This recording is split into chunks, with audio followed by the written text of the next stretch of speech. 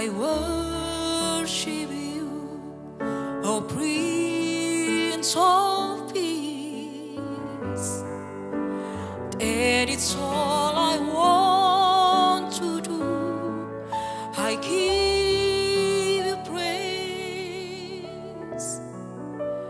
for you are my righteousness. I worship you, Almighty God. There is none like you.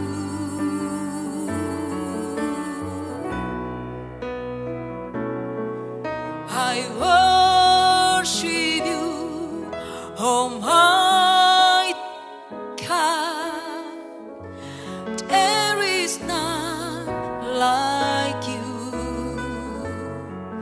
I worship you, O Prince of Peace. That is all I want to do. I give you praise, for you are my righteousness. I worship you, Almighty God. There is none like you.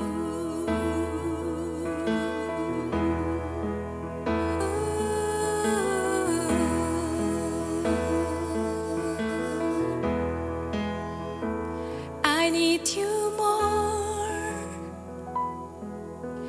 more than yesterday. I need you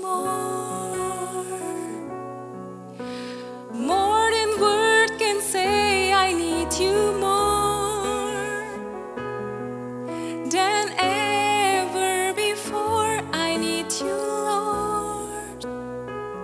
I need you more. I need you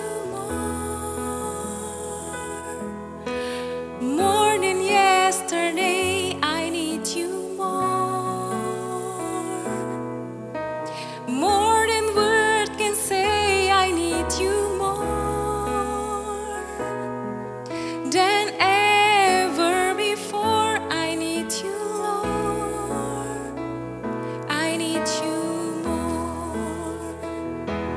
more than the air I breathe, more than the song I sing, more than the next heartbeat, more than anything. Lord, this time goes by, I'll be by your side, 'cause I never want to go back to my own life.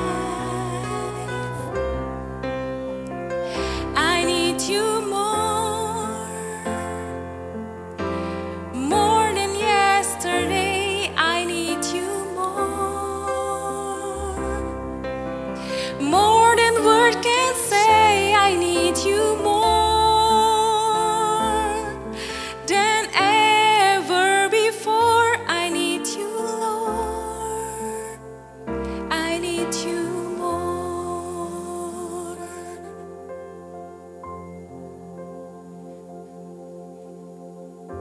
Tiada seperti kau yang telah menjamah segenap hatiku. Tak seorang pun di dalam hidup ini seperti kau, Tuhan. Tiada seperti kau.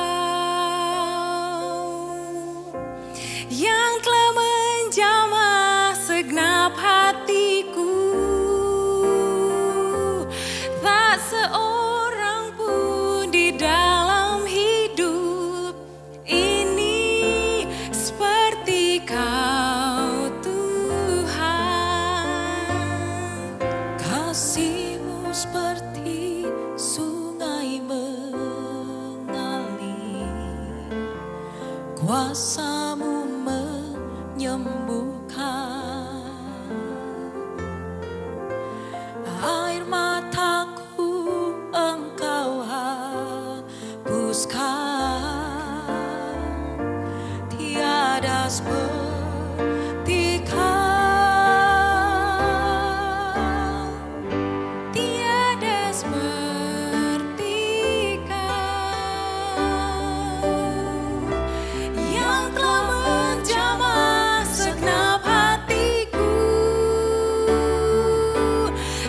Seorang pun di dalam hidup ini seperti Kau, Tuhan.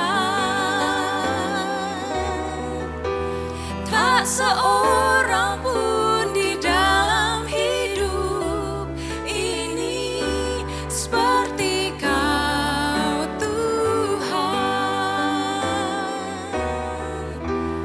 Tak seorang pun di dalam hidup ini seperti Kau, seperti Kau, seperti Kau, Tuhan.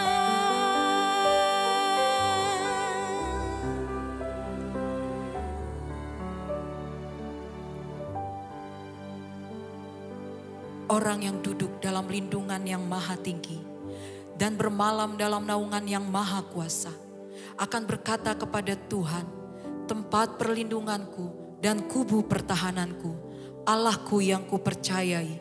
Sungguh Dialah yang akan melepaskan engkau dari jerat penangkap burung, dari penyakit sampar yang busuk. Dengan kepaknya Ia akan menudungi engkau, di bawah sayapnya engkau akan berlindung. Kesetiaannya ialah perisai dan pagar tembok. Engkau tak usah takut terhadap kedahsyatan malam, terhadap panah yang terbang di waktu siang, terhadap penyakit sampar yang berjalan di dalam gelap, terhadap penyakit menular yang mengamuk di waktu petang. Walau 1.000 orang rebah di sisimu dan 10.000 di sebelah kananmu, tetapi itu tidak akan menimpamu. Engkau hanya menontonnya dengan matamu sendiri dan melihat pembalasan terhadap orang-orang fasik. Sebab Tuhan ialah tempat perlindunganmu, yang maha tinggi telah kau buat tempat perteduhanmu. Malapetaka tidak akan menimpa kamu dan tulah tidak akan mendekat kepada kemahmu. Sebab malaikat-malaikatnya akan diperintahkannya kepadamu untuk menjaga engkau di segala jalanmu. Mereka akan menatang kau di atas tangannya supaya kakimu jangan terantuk kepada batu. Singa dan ular tedung akan kau langkahi. Engkau akan menginjak anak singa dan ular naga. Sungguh hatinya melekat kepadaku, maka aku akan meluputkannya. Aku akan membentenginya sebab ia mengenal namaku. Bila ia berseru kepadaku, aku akan menjawab. Aku akan menyertai dia dalam kesesakan. Aku akan meluputkannya dan memuliakannya. Dengan panjang umur akan kukenyangkan dia dan akan kuperlihatkan kepadanya keselamatan daripadaku. Amin.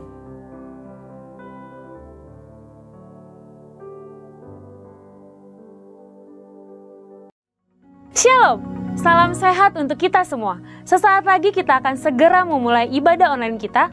Mari, terus kita bangun mesbah Tuhan bersama keluarga di rumah-rumah. Berikut akan saya sampaikan pengumuman untuk sepekan ini. Ibadah anak diadakan setiap hari Minggu dan dapat diakses mulai pukul 6 pagi. Ikuti ibadah anak tengah minggu, Spend Time with God, live dari akun Instagram Sekolah Minggu @kidsgbi Kamboja. Setiap hari Rabu pukul 6 sore. Ibadah Jesi atau remaja diadakan setiap hari Minggu pukul 12 dengan Google Meet. Untuk informasi dapat menghubungi nomor telepon yang ada di layar. GB Kamboja tetap setia melayani jemaat. Adapun pelayanannya sebagai berikut. Pelayanan konseling, pelayanan doa, pelayanan pernikahan, pelayanan baptisan dan KKJ, dan pelayanan kedukaan. Untuk nomor telepon pelayanan di atas bisa Anda lihat di deskripsi di bawah. Cool, Community of Love, komunitas yang akan membuat kita terus terhubung, saling menguatkan dan bertumbuh di dalam kasih Tuhan.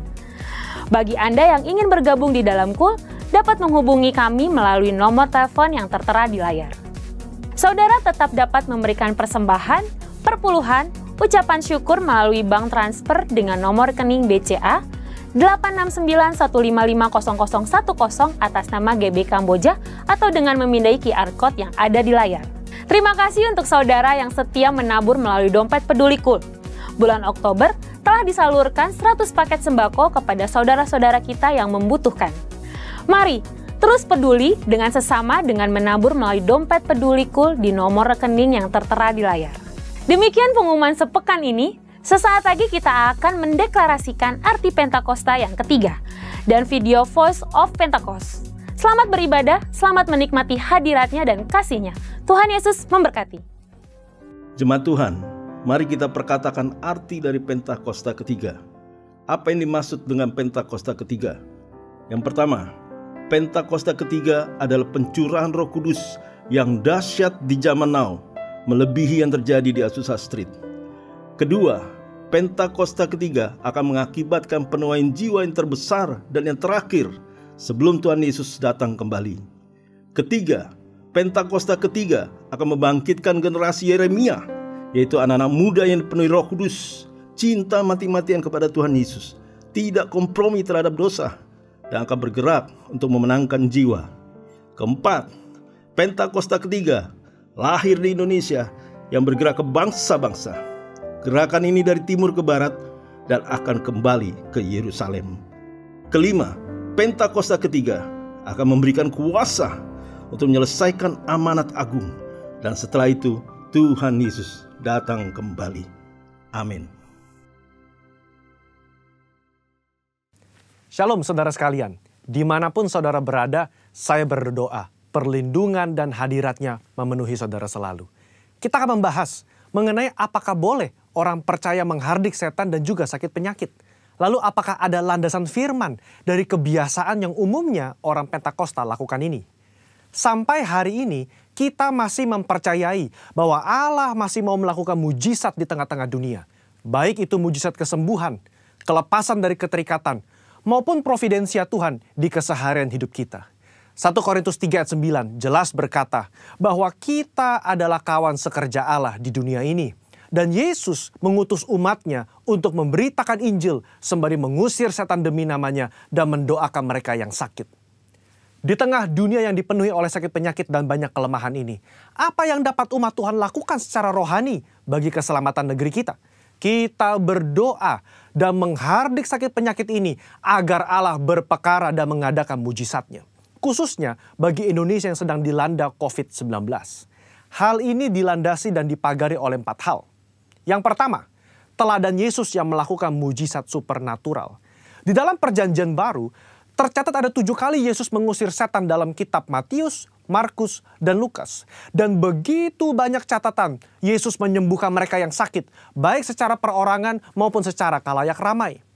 Kalau kita adalah kawan sekerja Yesus dan percaya bahwa kita diberi kuasa oleh Roh Kudus untuk mengusir setan dan menyembuhkan sakit penyakit, maka kita pun akan berlaku demikian. Pengetahuan Alkitab kita akan lebih kuat jika disertai oleh pengalaman iman yang sama. Kita membaca bahwa Yesus sering melakukan kesembuhan. Dia memberikan kuasa yang sama kepada para murid. Seperti di dalam Lukas pasal yang 9 ayat yang pertama. Dikatakan, maka Yesus memanggil ke-12 muridnya, lalu memberikan tenaga dan kuasa kepada mereka untuk menguasai setan-setan dan untuk menyembuhkan penyakit-penyakit. Nah, secara global, umat Pentakosta meyakini bahwa orang percaya di zaman now juga diberikan kuasa untuk menghardik dan menyembuhkan. Gembala sidang kita Paniko mendapatkan tuntunan untuk melakukan KKR kesembuhan ilahi di dalam dan luar negeri. Tercatat sudah ada 318 kali KKR yang dilakukan dari tahun 2006 sampai 2019. Dan juga lewat program TV yang disaksikan oleh jutaan orang yang mengalami hadirat Tuhan. Ribuan orang mengalami kesembuhan yang juga disaksikan oleh banyak orang. Itu adalah pengalaman rohani tak terbantahkan yang memperkuat pengetahuan umat tentang karakter Allah yang penuh kasih itu. Kalau kita membaca sejarah kegerakan Pentakosta secara global, maka saudara akan melihat begitu banyak mujizat supernatural yang Tuhan kerjakan lewat hamba-hambanya di berbagai belahan dunia. Itu semua semata-mata karena Allah mengasihi jiwa-jiwa dan Ia ingin semua orang diselamatkan. Yang kedua, otoritas firman Tuhan. Di dalam kehidupan orang percaya, firman Tuhan menjadi dasar dari apa yang kita lakukan sehari-hari. Kalau pertanyaannya adalah, apakah orang percaya boleh menghardik sakit, penyakit, dan setan? Tentu kita melihat dari teks Alkitab bagaimana Yesus dan para rasul melakukannya. Di dalam Lukas pasal yang keempat, ayat yang ke-39, mertua Petrus sakit demam keras. Petrus meminta Yesus untuk datang. Yesus menyembuhkan mertua Petrus dengan cara apa? Yesus menghardik demam itu dan penyakit itu pun meninggalkan dia. Ini yang menjadi dasar bagi orang percaya. Secara spiritual, kita berdoa dan menghardik sakit penyakit seperti yang Yesus lakukan. Di dalam Yohanes pasal ke-14 ayat yang ke-12 juga dikatakan bahwa orang percaya akan melakukan pekerjaan-pekerjaan yang Yesus lakukan. Bahkan pekerjaan yang lebih besar lagi. Pekerjaan ini mencakup mujizat-mujizat yang Yesus lakukan. Karakter kerendahan hati yang Dia tunjukkan. Dan kasih yang diberikan kepada orang-orang yang membutuhkan. Inilah yang menjadi dasar bagi orang percaya untuk melangkah dengan iman di atas dasar janji firman Tuhan. Poin yang ketiga, ketaatan kepada pemerintah. Ketika gereja mengajak umatnya untuk berdoa syafaat bagi negeri ini, bukan berarti kita tidak mentaati pemerintah dalam melakukan physical distancing atau memakai masker. Roma 13 jelas mengajarkan bahwa orang percaya diminta untuk taat dan patuh kepada pemerintah sebagai hamba Allah di dunia untuk kebaikan kita. Dalam konteks pandemi COVID-19, maka ketika kita berdoa menghardik pandemi ini agar cepat selesai, pada saat yang bersamaan kita juga mentaati peraturan pemerintah dalam mematuhi protokol kesehatan. Poin yang keempat, menantikan waktunya Tuhan. Ketika kita berdoa syafaat dan melakukan tindakan iman seperti menghardik hal semacam ini, tidak terlepas dari kedaulatan Tuhan. Iman yang rasional membuat kita terus-menerus berdoa dan berharap hanya kepada Tuhan, sembari mengetahui bahwa jalan manusia bukan jalannya Tuhan. Rancangan manusia bukan rancangannya Tuhan. Contoh, ketika Daud berdoa dan berpuasa demi anaknya yang sakit, sebagai penghakiman Tuhan atas hubungannya yang salah dengan Batsheba, dia melakukannya dengan tidak jemu-jemu. Tetapi ketika Tuhan berkata lain dan anak itu harus mati, maka Daud segera bangkit. Dia makan dan kembali beraktivitas. Apa yang dapat kita pelajari? Orang percaya diminta untuk terus berdoa dengan tidak jemu-jemu. Tetapi jawaban final ada di tangan Tuhan. Rentang waktu ketika kita mulai berdoa sampai adanya jawaban dari Tuhan dapat digunakan sebagai waktu pertobatan dari sisi manusia dan juga waktu untuk mencari hadirat Tuhan. Saudara, apa kesimpulannya? Iman yang rasional bukanlah iman yang buta dan gegabah. Iman yang melibatkan akal budi dan pikiran kita sangat diperlukan dalam meresponi pandemi COVID-19 ini. Kita tetap mempercayai mujizat Allah di tengah bangsa kita. Kita berdoa untuk pemerintah agar diberi hikmat menyelesaikan pandemi ini. Dan kita pun mentaati protokol kesehatan, menjaga jarak, mencuci tangan, dan memakai masker. Saya berdoa agar kita semua mau ambil bagian untuk berdoa dan bersyafaat bagi bangsa Indonesia. Saudara-saudara, untuk penjelasan lebih lengkapnya dari tim teologi kami, jangan lupa buka link yang ada di atas atau scan barcode yang tersedia. Tuhan Yesus memberkati saudara sekalian. Amin.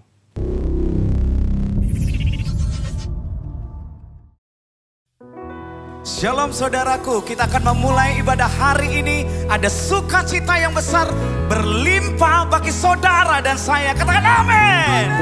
Mempelai Kristus berikan sorak-sorai yang meriah bagi Tuhan. Haleluya.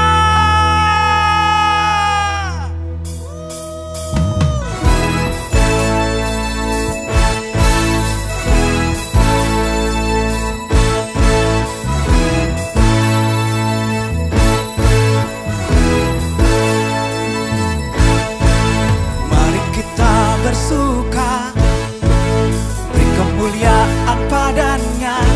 Pernikahan anak domba tiba, pengantinnya telah siapkan diri. Mari kita bersuka, beri kemuliaan padanya.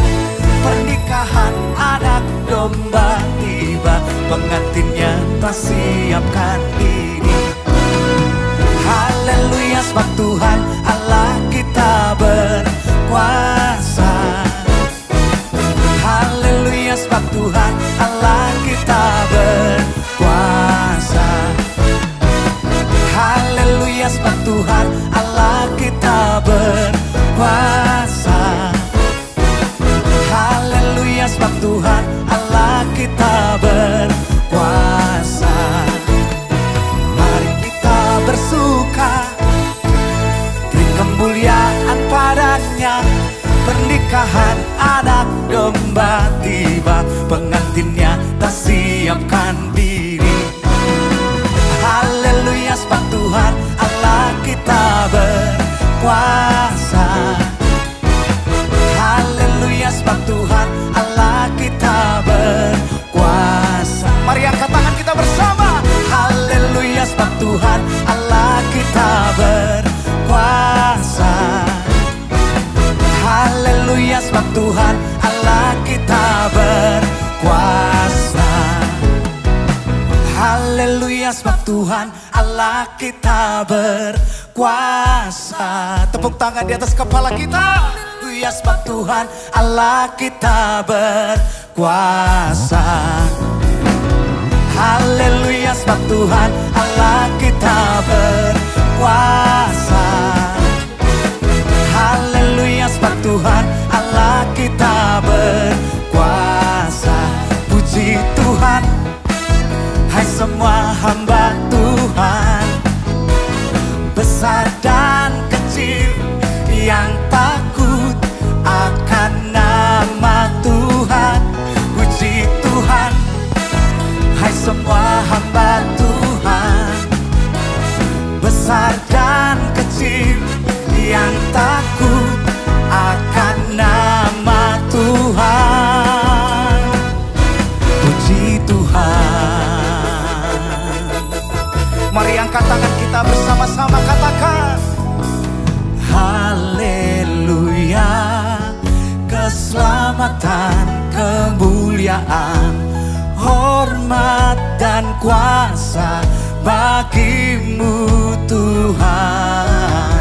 Haleluya, keselamatan, kemuliaan, hormat dan kuasa bagimu Tuhan. Puji Tuhan, hai semua hamba Tuhan, besar dan kecil yang takut akan nama Tuhan. Puji Tuhan, hai semua hamba Tuhan, besar dan kecil yang takut akan nama Tuhan. Puji Tuhan, haleluya, sebab Tuhan Allah kita berkuasa. Haleluya, sebab Tuhan Allah kita berkuasa. Haleluya, sebab Tuhan Allah kita berkuasa. Haleluya, sebab Tuhan Allah kita berkuasa. Dia berkuasa, Dia berkuasa.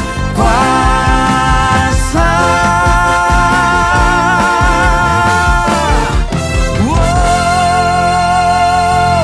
Yesus berkuasa selama-lamanya. Katakan haleluya.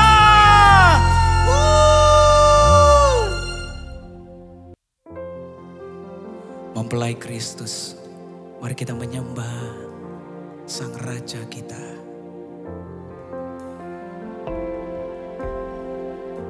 Bahwa hidup kita kepada Dia, Dia layak menerima penyembahan kita yang terbaik.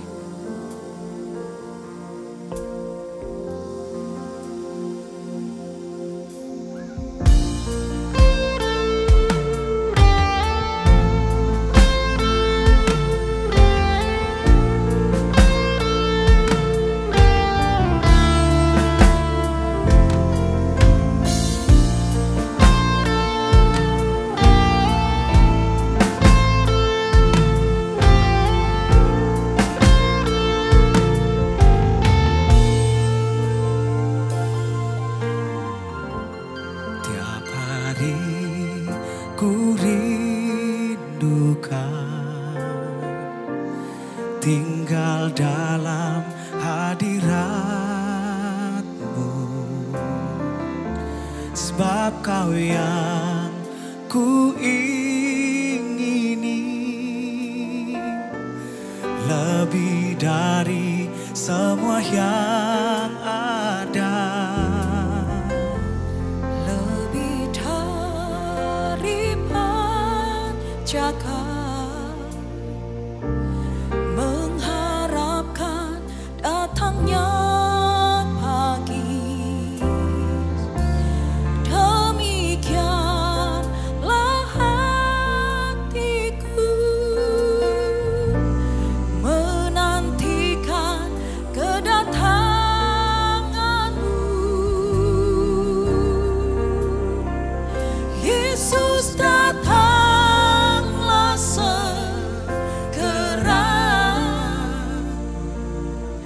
Aku menanti-Mu, kekasihku, dambaanku, ku cinta padamu. Yesus, datanglah segera. Aku menanti-Mu, jemput aku, mempelai-Mu, masuk kerajaan-Mu.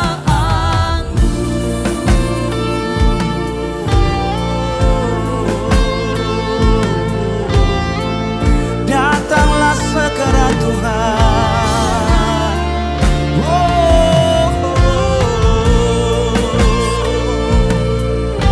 Yesus,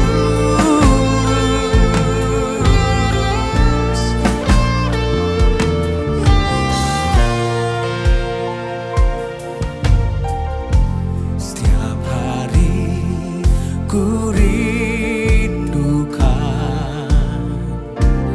tinggal dalam hadirat-Mu, sebab Kau yang ku ingini lebih dari semua yang ada, lebih dari penjaga, mengharapkan datangnya pagi. Demikianlah hatiku menantikan kedatangan-Mu. Yesus, datanglah segera. Aku menanti-Mu, kekasihku, dambaanku, ku cinta padamu. Yesus, datanglah segera. Aku menanti-Mu, jemput aku, mempelai-Mu, masuk kerajaan-Mu.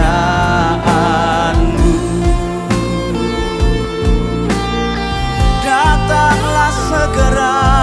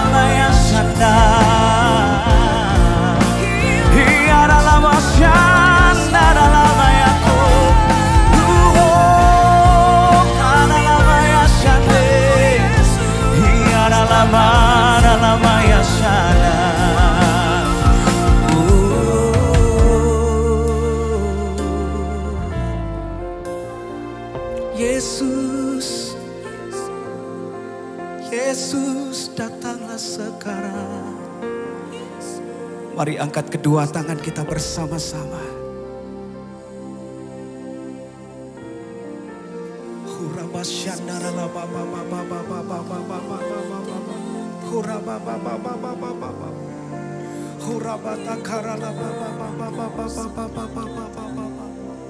Katakan dengan iman.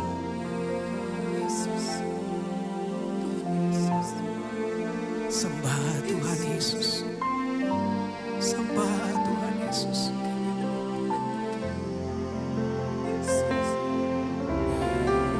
Hanya Engkau yang kami rindukan Tuhan.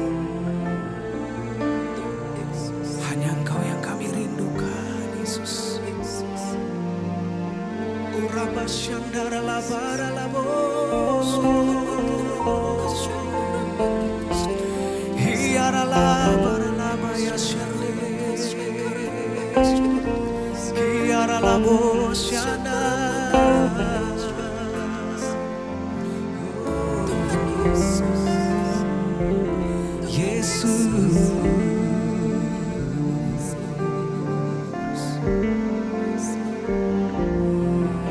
Katakan dengan iman, Yesus datanglah segera. Yesus datanglah segera. Aku menantimu.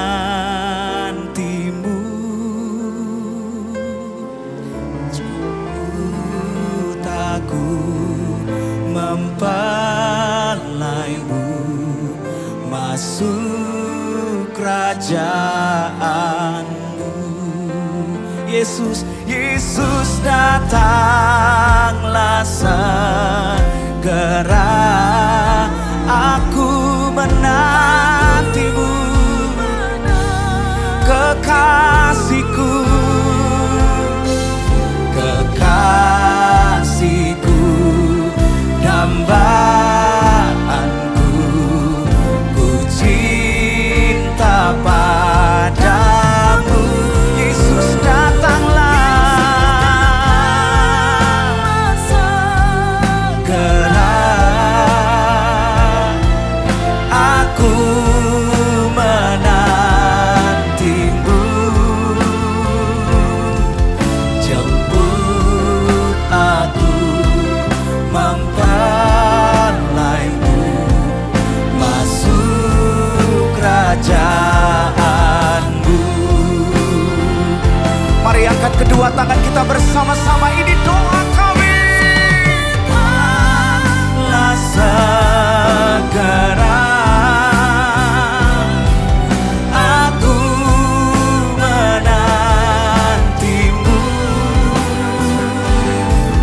kekasihku, dambaanku, ku cinta padamu. Yesus datanglah segera. Aku menantimu,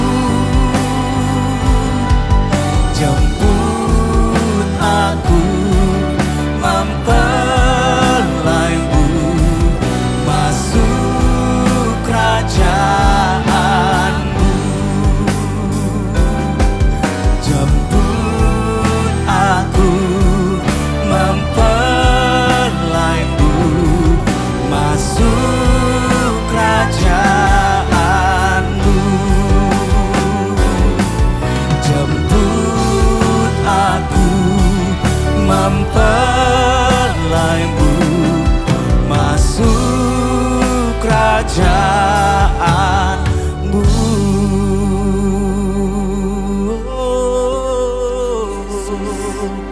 Sembah Yesus, sembah Yesus. Kiara labo shanda, hiara labo shanda, lama ya shanda, hiara lama ya so, hiara labo shanda, hiara labo shanda. Mari buka kedua tangan kita, sembah Dia. Hiara labo shana, hiara lama ya shana, hiara lamo shana lamo. Mempelai Kristus datang sembah Tuhan Yesus. Hiara lamo, lamo. Masuk dalam keintiman lebih lagi. Hiara lamo shana, hiara lamo shana, hiara lama ya shana. Datanglah sekarang Yesus. Oh, hiara lama ya shana, hiara lama ya shana.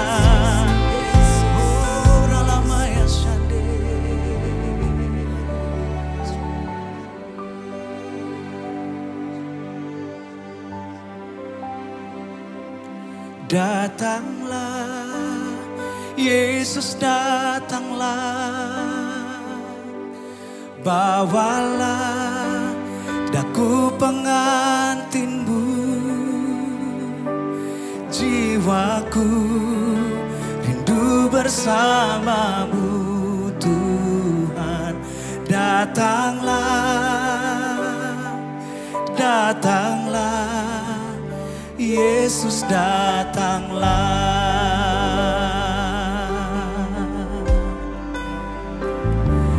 Datanglah, Yesus datanglah, bawalah, bawalah daku pengantinmu, jiwaku rindu bersamamu Tuhan. Datanglah, oh datanglah, datanglah. Dengan iman katakan datanglah ya Tuhan. Datanglah, Yesus datanglah, bawalah daku pengantinmu, jiwaku rindu bersamamu Tuhan. Datanglah, datanglah, Yesus datanglah. Musik menyembah Tuhan, mari kita sembah Dia.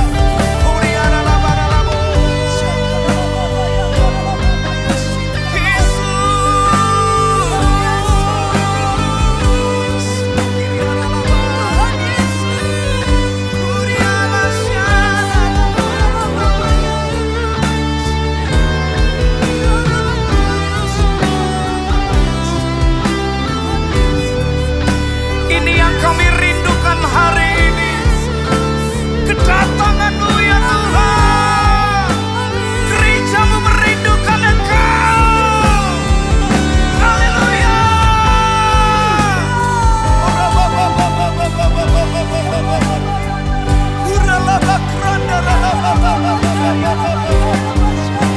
Kristus datanglah.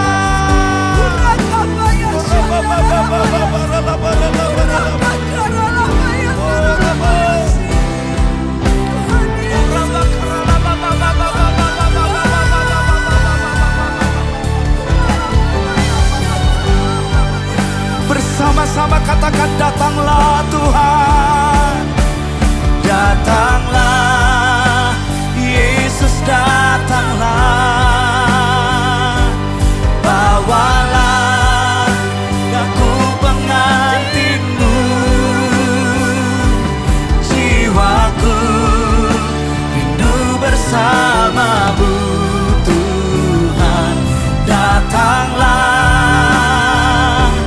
datanglah, Yesus datanglah. Kami sepakat berdoa gereja Tuhan. Datanglah, Yesus datanglah, bawalah daku pengantinmu,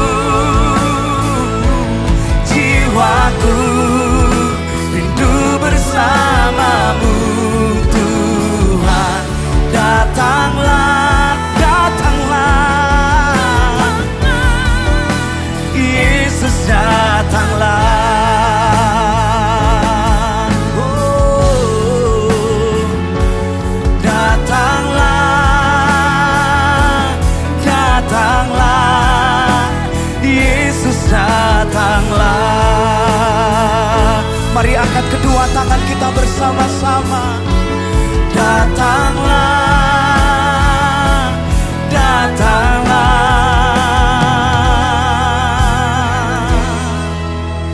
Yesus datanglah.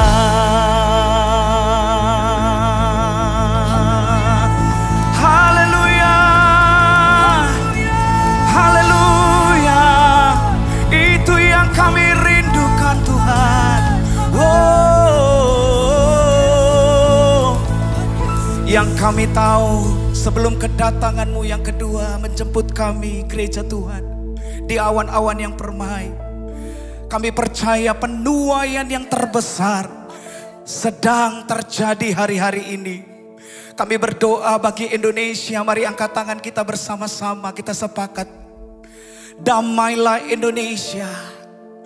Damailah dari Sabang sampai Merauke, dari Miangas sampai Pulau Rote. Damailah 17.000 kepulauan yang ada. Damailah suku, kaum dan bahasa yang ada. Diberkatilah Indonesia. Pentakosta ketiga terjadi, tercurah atas Indonesia. Keselamatan, pertobatan, hujan awal dan hujan akhir, minyak gandum tercurah atas Indonesia. Kami deklarasikan COVID-19 atas Indonesia. Diam dan tenanglah di dalam nama Tuhan Yesus Kristus.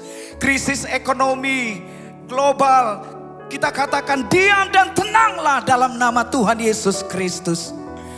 Kami berdoa Tuhan untuk pemimpin bangsa kami, Presiden kami Bapak Jokowi, dan seluruh ya Tuhan jajarannya dari pusat sampai daerah. Curahkan roh hikmat, curahkan roh kebijaksanaan, roh takut akan Tuhan turun atas pemimpin bangsa kami. Diberkatilah Bapak Jokowi. Engkau mengurapi ya Tuhan Yesus, di dalam nama Tuhan Yesus Kristus. Terima kasih. Kami berdoa bagi kota Depok. Damai sejahtera Tuhan melingkupi kota Depok. Kota Depok adalah pokok kegirangan, ternama, terpuji dan terhormat bagi Tuhan. Di depan segala bangsa di bumi yang telah mendengar tentang segala kebajikan yang Tuhan lakukan atas kota Depok. Bangsa-bangsa akan terkejut dan gemetar oleh karena kesejahteraan dan kebajikan yang Tuhan lakukan atas kota Depok. Diberkati Tuhan Yesus wali kota kami Pak Idris Tuhan, dan seluruh jajarannya dengan roh takut akan Tuhan. Kami berdoa ya Tuhan Yesus untuk TDRP. Biar lewat wadah ini pasukan penuai dibangkitkan. Di dalam nama Tuhan Yesus Kristus. Diberkati wadah ini ya Tuhan.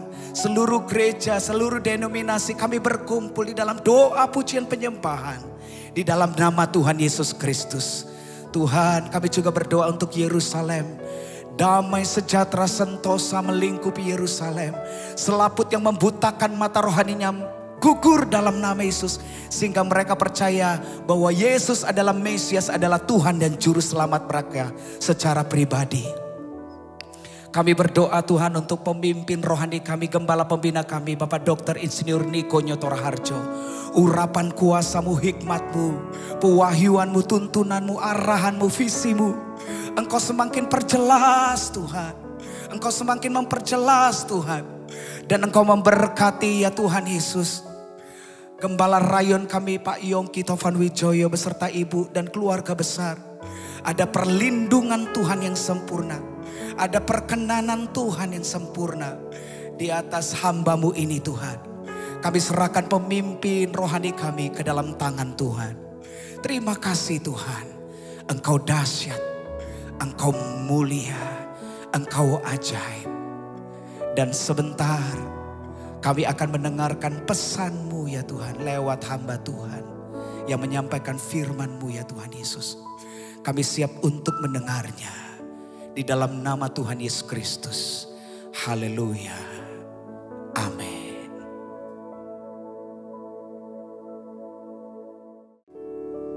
Shalom, saudara yang kasih dalam Tuhan Yesus Kristus. Sudah beberapa kali saya menyaksikan bahwa saya adalah orang Kristen sejak lahir. Mengapa demikian? Karena kedua orang tua saya adalah orang Kristen.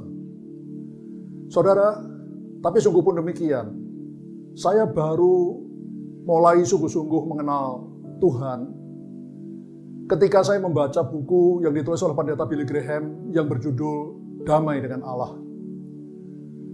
Di dalam buku tersebut, Pendeta Billy Graham menuliskan bahwa setiap orang Kristen harus mempunyai saat teduh setiap hari. Menyediakan waktu setiap hari untuk menyendiri dengan Tuhan. Di mana kita berdoa, memuji menyembah Tuhan, lalu membaca Alkitab, merenungkannya, menyimpan dalam hati. Dan yang terpenting, melakukan apa yang kita baca tersebut di dalam hidup kita sehari-hari. Saudara, sejak 40 tahun yang lalu, hal tersebut saya lakukan.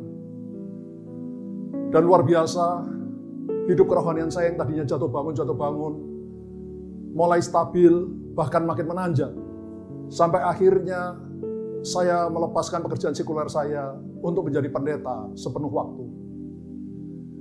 Saudara, saya mulai mengalami bahwa Allah yang kita sembah adalah Allah yang hidup.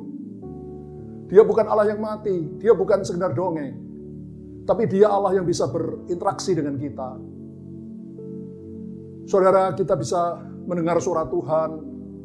Waktu kita berdoa, tiba-tiba ada suatu pemikiran yang timbul tiba-tiba. Atau melalui pembacaan Alkitab, kita bisa mendengar suara Tuhan.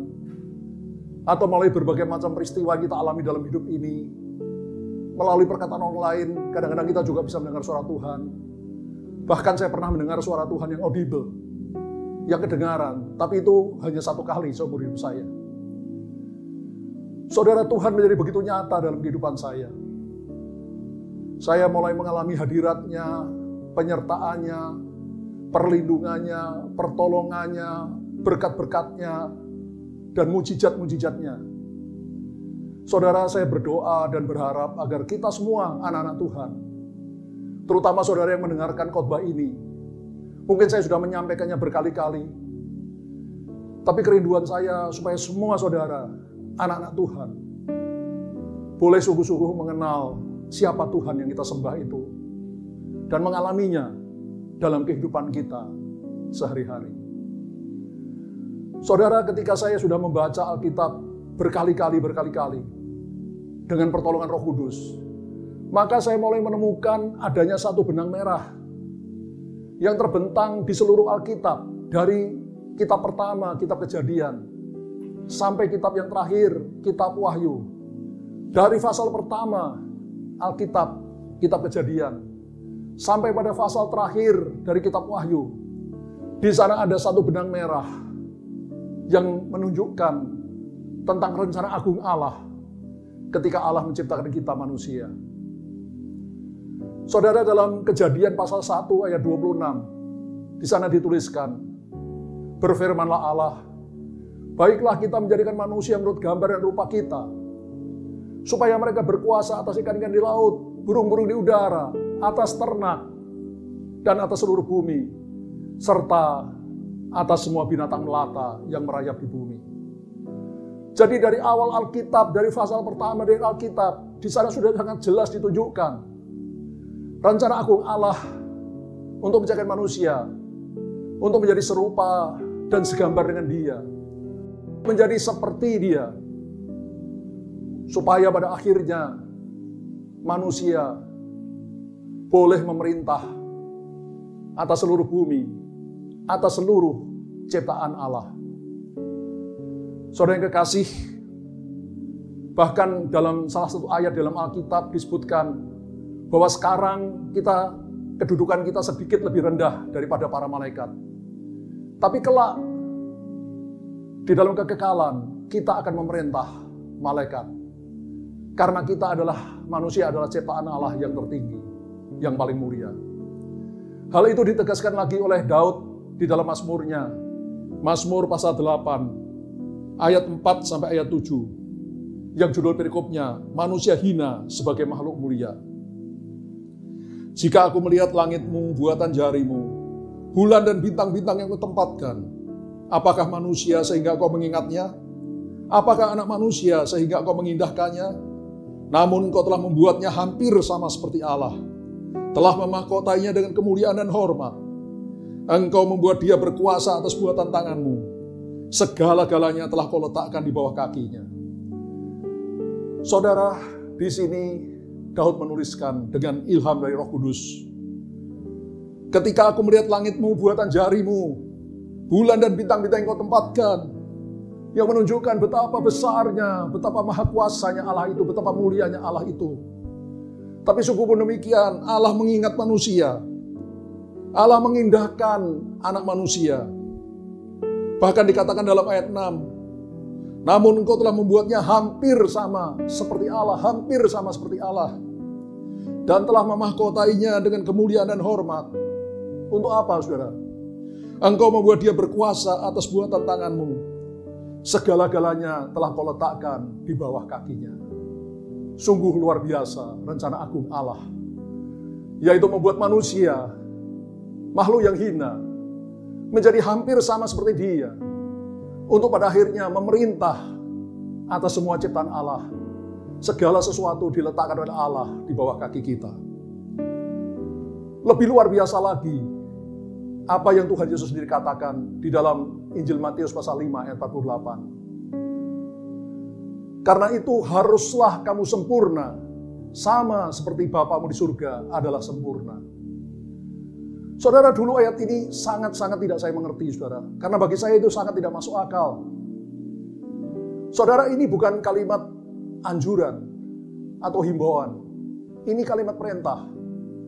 Kalau Tuhan Yesus berkata, karena itu hendaklah kamu sempurna seperti Bapamu di surga adalah sempurna. Itu himbauan. Bisa ya, bisa tidak. Tapi ini bukan himbauan, saudara. Tapi perintah yang sangat tegas. Karena itu haruslah, you have to, you must. Haruslah kamu sempurna. Sama seperti Bapamu di surga adalah sempurna.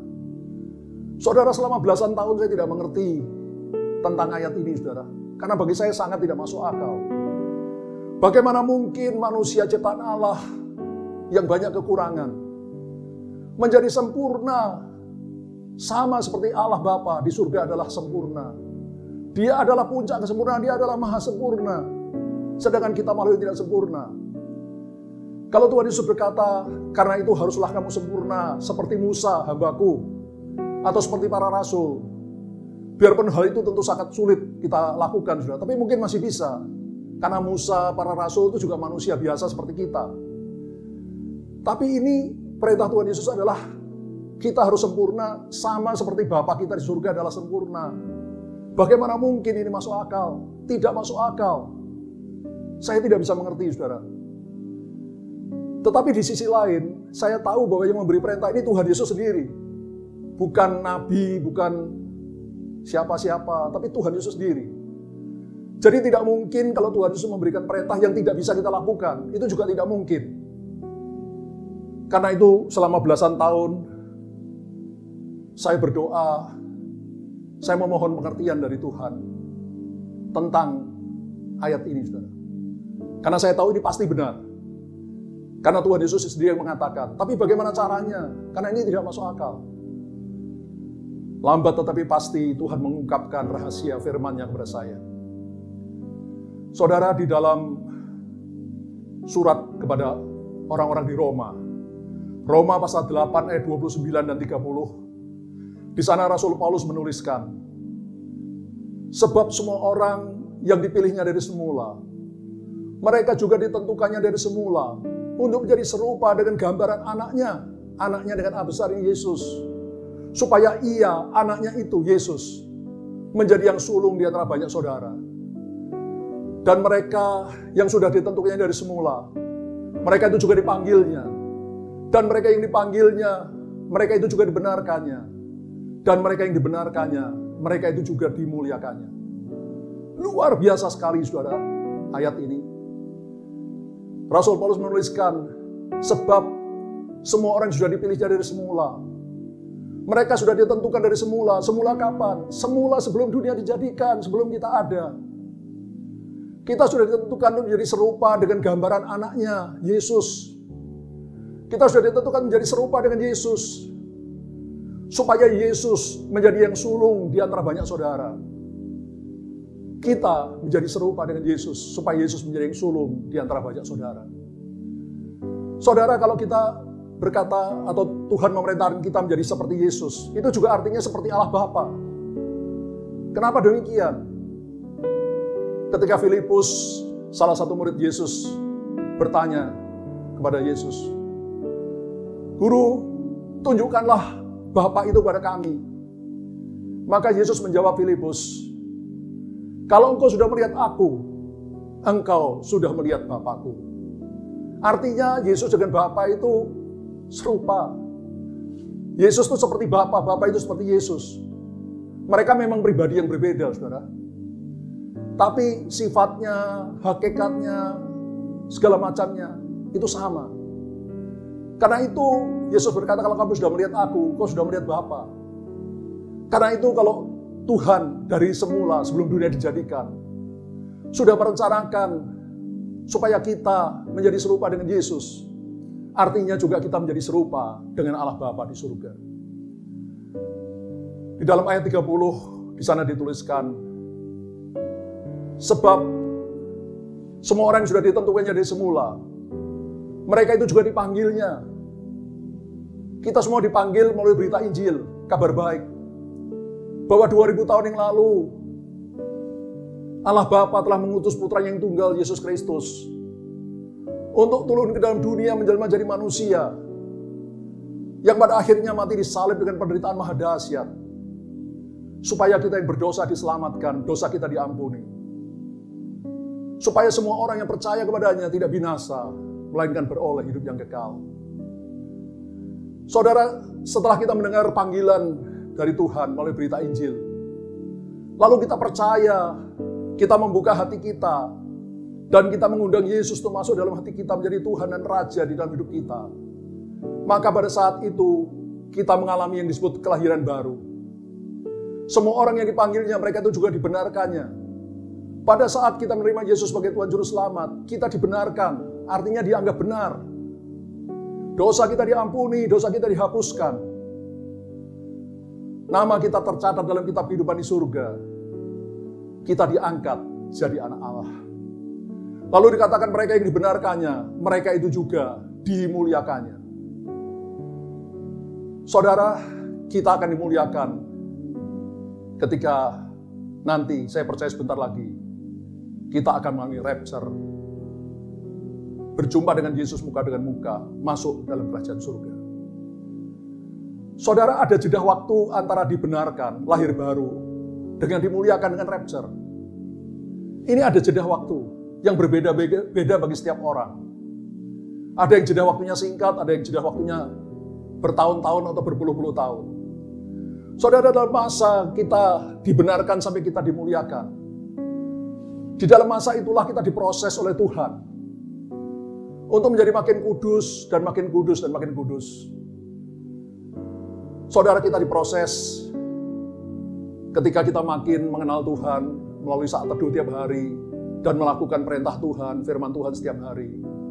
Dengan dipimpin oleh Roh Kudus, kita berjalan setiap hari, kita melakukan perbuatan-perbuatan yang benar sesuai dengan perintah Tuhan dalam Alkitab dan sesuai dengan kehendak Allah.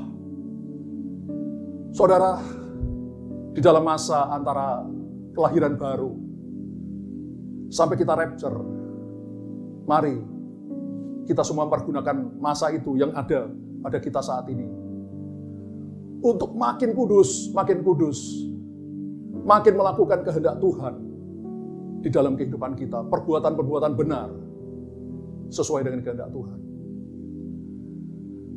Saudara yang kekasih, bagaimana proses pemuliaan itu?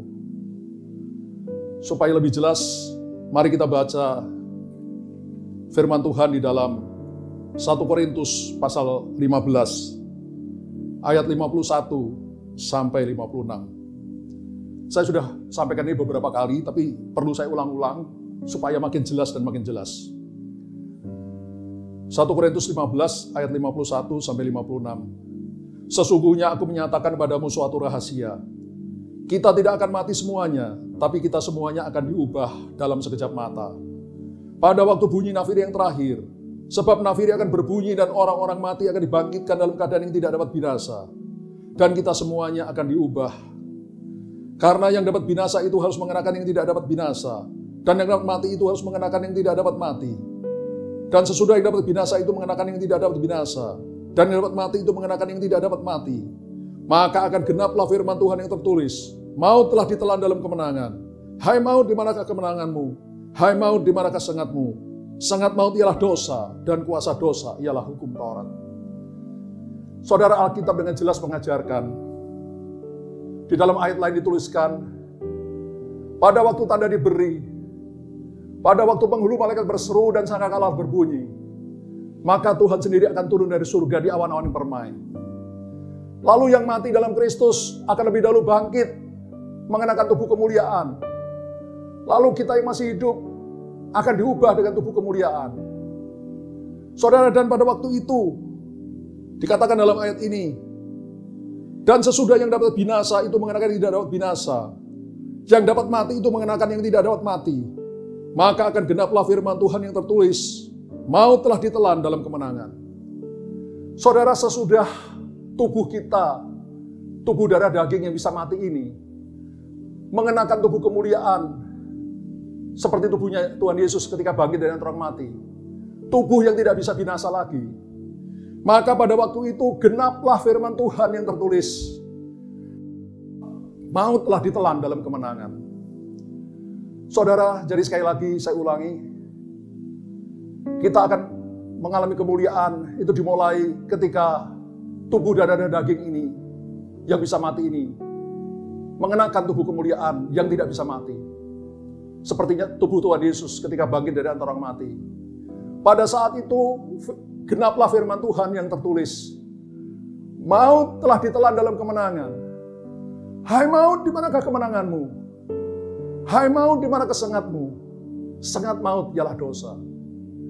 Pada saat kita mengenakan tubuh kemuliaan yang tidak bisa mati lagi, maka pada saat itu maut telah dikalahkan untuk selama-lamanya.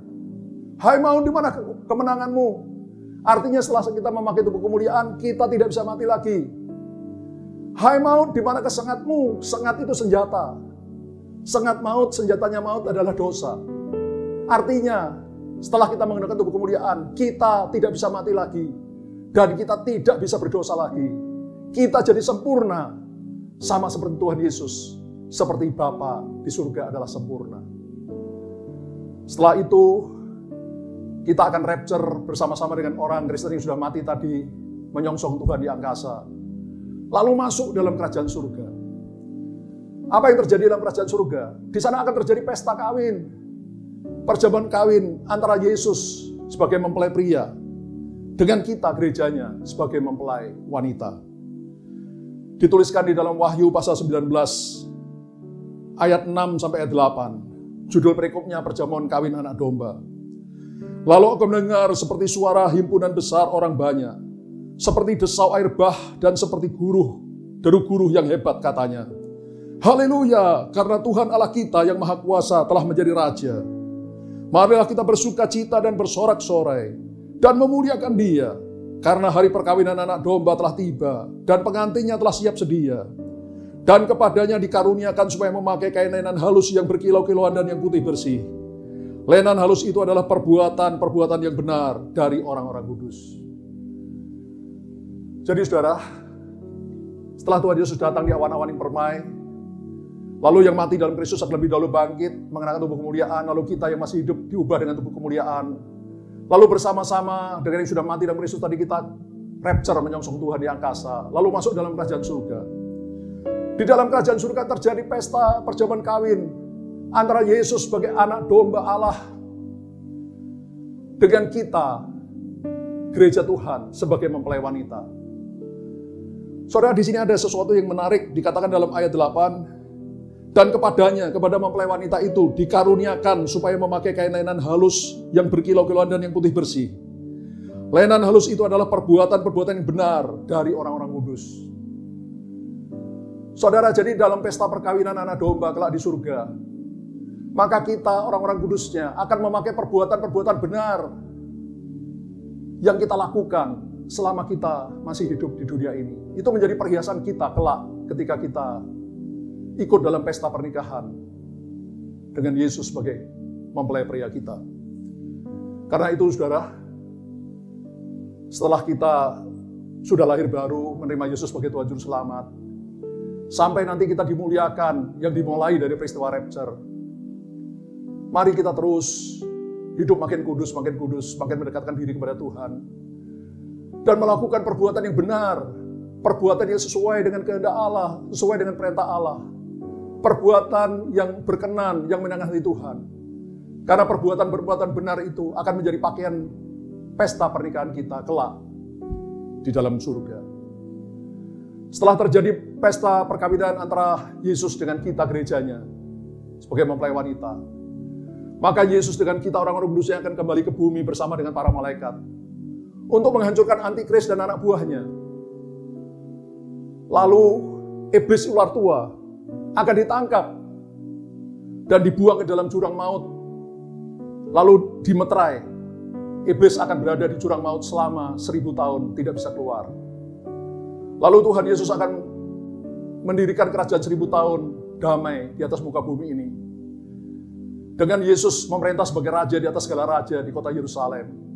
Lalu kita, saudara dan saya yang tadi sudah ikut rapture, akan memerintah sebagai raja-raja kecil di atas muka bumi ini. Setelah 1000 tahun, masa 1000 tahun itu lewat, maka Alkitab berkata, iblis akan dilepaskan dalam waktu singkat, supaya dia menghasut orang-orang yang selama kerajaan 1000 tahun itu tunduk pada Yesus dan orang-orang kudusnya hanya karena takut. Tapi sebetulnya mereka berontak dalam hati, mereka benci kepada Yesus. Ketika ada iblis yang mempelopori mereka, memimpin mereka, maka mereka berontak dan mereka mengepung perkemahan tentara orang-orang kudus dan kota kudus yaitu Yerusalem. Lalu sekonyong-konyong api turun dari langit membakar habis mereka. Lalu iblis ular tua ditangkap dan dibuang ke dalam lautan api, neraka.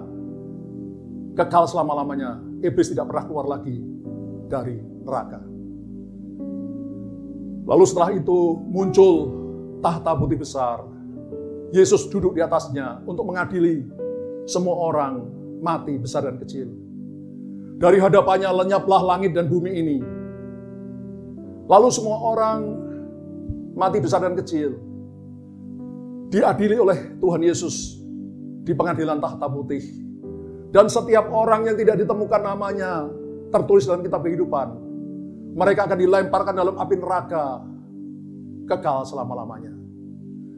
Setelah itu muncul langit dan bumi baru. Lalu kota kudus Yerusalem surgawi turun ke atas bumi. Allah tinggal bersama dengan manusia untuk selama-lamanya. Sesuai dengan ayat terakhir, pasal terakhir dari Alkitab, yaitu Wahyu pasal 22, ayat 3 sampai ayat 5. Di sana dituliskan, maka tidak akan ada lagi laknat, tahta Allah dan tahta anak domba akan ada di dalamnya, dan hamba-hambanya akan beribadah kepadanya. Jadi ada tahta Allah dan tahta anak domba, dan kita semua akan beribadah kepada Bapa dan Tuhan Yesus. Dan mereka akan melihat wajahnya, dan namanya akan tertulis di dahi mereka. Perhatikan ayat 5. Dan malam tidak akan ada lagi di sana.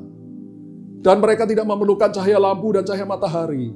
Sebab Tuhan Allah akan menerangi mereka. Dan mereka akan memerintah sebagai raja. Berapa lama? Sampai selama-lamanya. Jadi ternyata rencana agung Allah yang diawali tertulis dalam kitab Kejadian pasal 1. Pasal pertama dari Alkitab. Itu digenapi sepenuhnya pada pasal terakhir dari Alkitab, yaitu Wahyu pasal 22. Di mana Allah Bapa dengan Allah Anak memerintah kita semua menyembah Dia. Lalu kita sendiri akan memerintah sebagai raja untuk selama-lamanya. Rencana agung Allah tergenapi.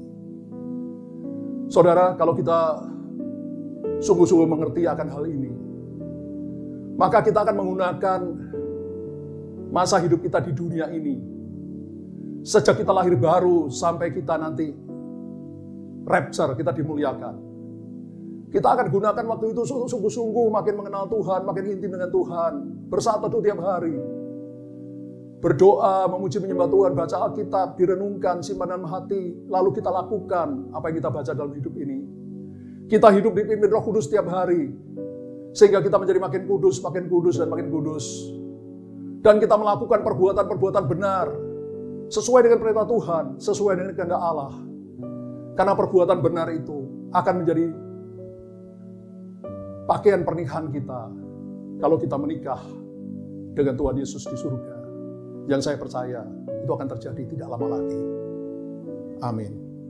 Mari kita mendengarkan lagu tentang perjamuan kawin anak domba Allah.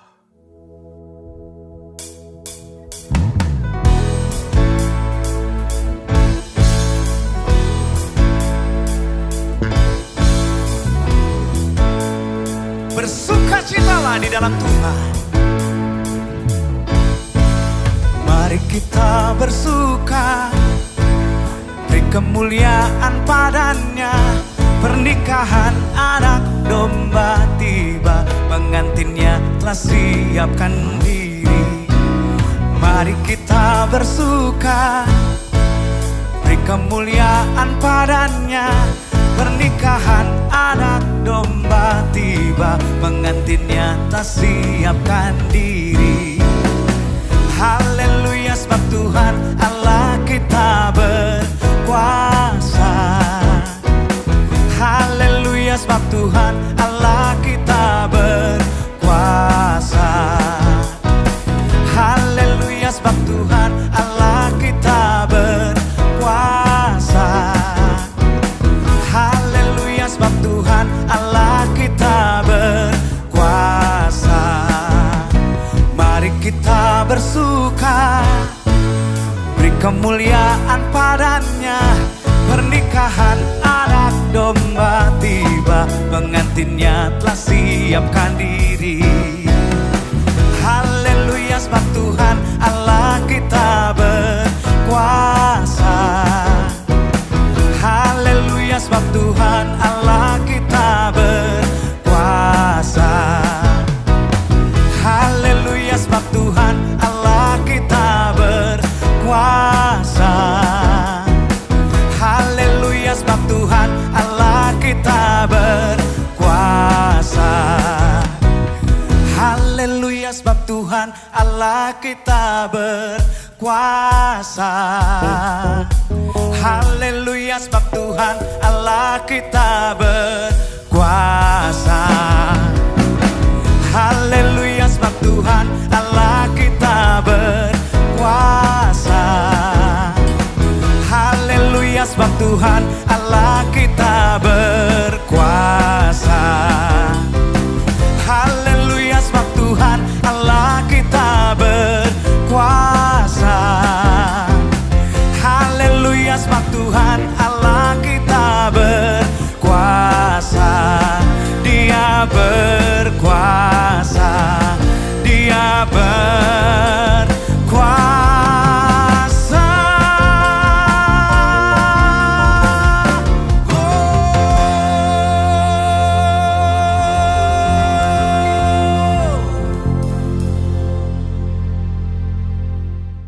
Tuhan Yesus, Bapa di surga, Kau sudah mendengarkan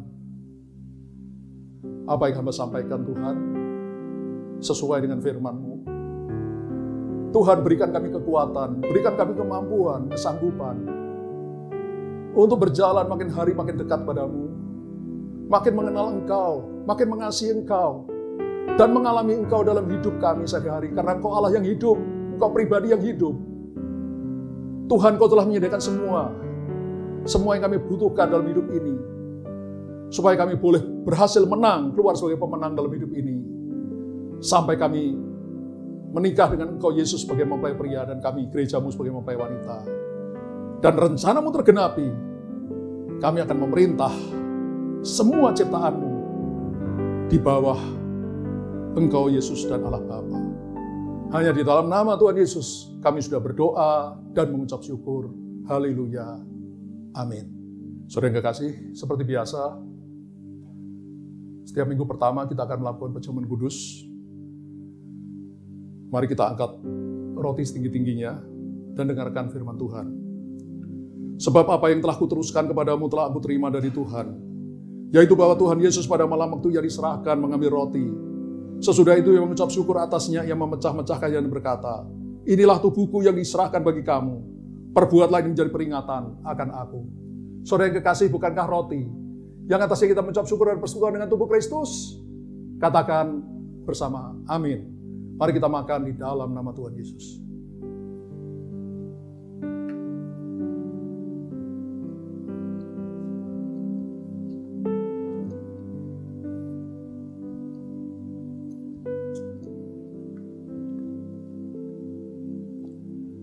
Mari kita mengangkat cawan setinggi-tingginya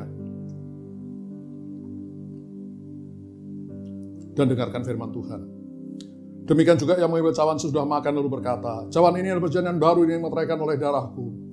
Perbuatan ini setiap kali kamu meminumnya menjadi peringatan akan aku. Sebab setiap kali kamu makan roti ini dan minum cawan ini, kamu memberitakan kematian Tuhan sampai ia datang. Saudara yang kekasih, bukankah cawan yang atas kita mengucap syukur dan persekutuan dengan darah Kristus? Katakan bersama, amin. Mari kita minum dalam nama Tuhan Yesus. Mari kita berdoa. Bapa di surga, terima kasih untuk korban putramu di atas kayu salib, sehingga kami yang berdosa boleh diselamatkan. Terima kasih Tuhan, dan hamba berdoa agar dalam masa hidup kami yang singkat di bumi ini, kami semua boleh mengenapi seluruh rencanamu dalam hidup kami, supaya akhirnya kami boleh memerintah bersama Engkau di dalam kekekalan. Di dalam nama Tuhan Yesus kami sudah berdoa dan mengucap syukur. Haleluya. Amin. Dalam minggu pertama ini, seperti biasa kita akan bawa perpuluhan persembahan korban kita pada Tuhan. Mari saudara boleh mengangkat bukti transfer yang saudara sudah berikan. Kalau saudara belum mentransfer, tidak apa-apa, angkat tangan saja. Mari kita berdoa. Bapa di surga, terima kasih buat semua berkat-berkat yang Kau limpahkan dalam kehidupan kami. Dan saat ini kami membawa perpuluhan persembahan korban kami kepadamu. Karena kami percaya pada firman-Mu yang berkata, bawalah seluruh persembahan persepuluhan ke dalam rumah perbendaharaan, supaya ada makanan di rumahku dan ujilah aku, firman Tuhan semesta alam. Kalau aku tidak membuka ketika-ketika langit dan mencurahkan berkat padamu sampai berkelimpahan, dan aku akan menghalau bagimu belang pelahap, supaya jangan dihabisi hasil tanahmu, dan supaya jangan pohon anggur di padang tidak berbuah bagimu. Kami percaya firman-Mu, ya dan amin. Dengan sukacita, sukarela, dengan kasih, kami akan memberikan perpuluhan persembahan korban kami padamu. Dalam nama Tuhan Yesus, kami sudah berdoa dan mengucap syukur. Haleluya. Amin. Saudara, sekarang kita akan menutup ibadah hari ini dengan doa berkat. Mari kita angkat kedua tangan kita dan terimalah berkat dari Tuhan. Tuhan memberkati engkau dan melindungi engkau. Tuhan menyinari engkau dengan wajahnya dan memberi engkau kasih karunia.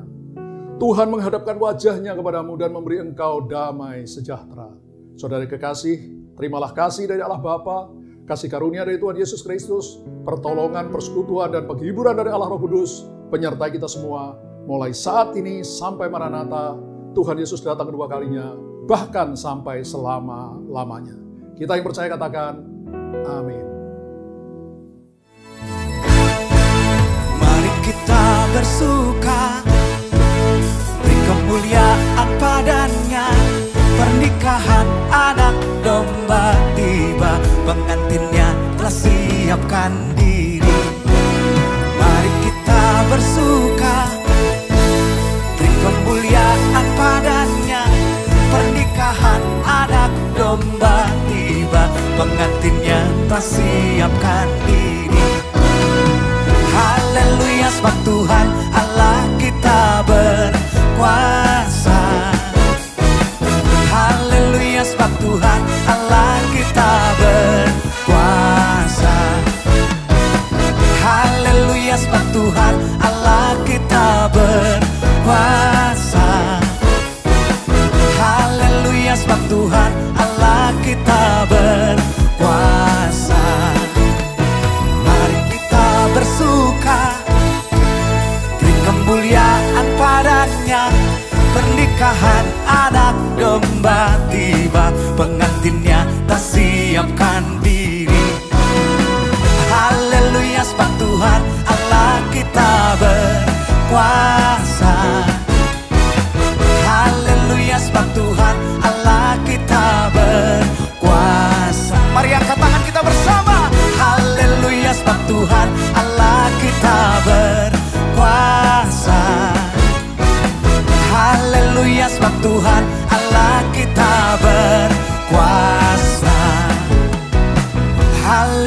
sebab Tuhan Allah kita berkuasa.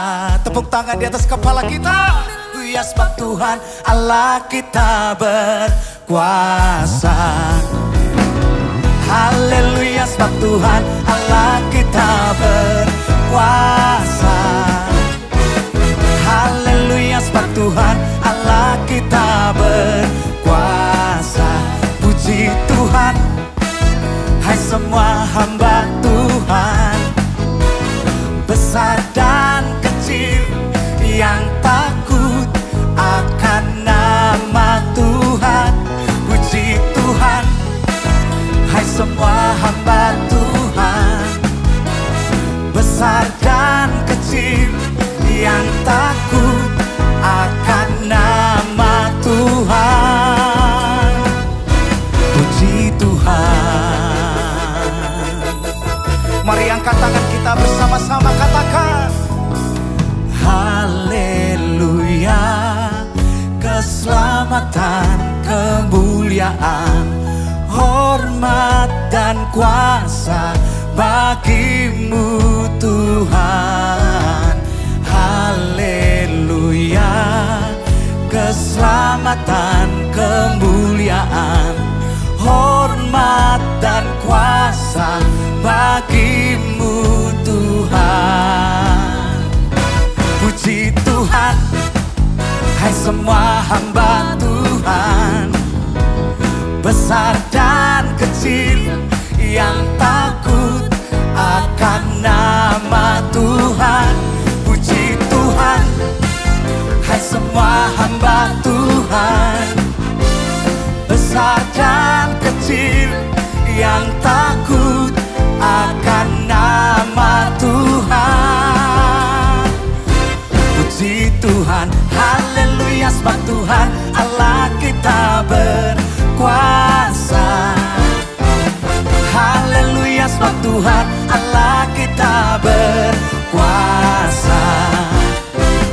Haleluya sebab Tuhan Allah kita berkuasa.